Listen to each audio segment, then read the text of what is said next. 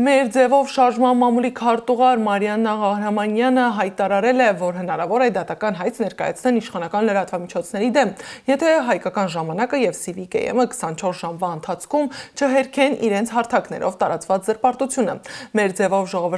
ժողովրդական շարժումը իրավական ճանապարհով է պահանջելու պարզել, թե ովքեր են նմանատիպ կեղծ ձայնագրություններ պատրաստում, որտեղից և ինչպես են այդ ձայնագրությունները հայտնվում իշխանական լրատվամիջոցների ձեռքի տակ, որոնք էլ գցում են դաշտ։ Եթե այս պահանջը չկատարեն, շարժումը նաև զրպարտության մեղադրանքով է դատարան հայց ներկայացնելու։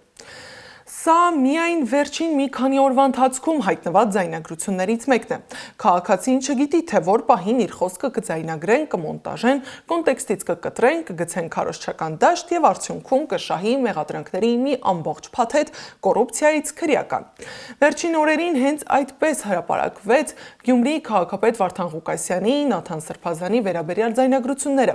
Հայաստանում այսօր մարդկանց ձերբակալում են ձայնագրությունների հիմքով, բայց պարզվում է գաղտնալսել կարելի է միայն դատարանի որոշմամբ, որպես գաղտնի քննչական գործողություն։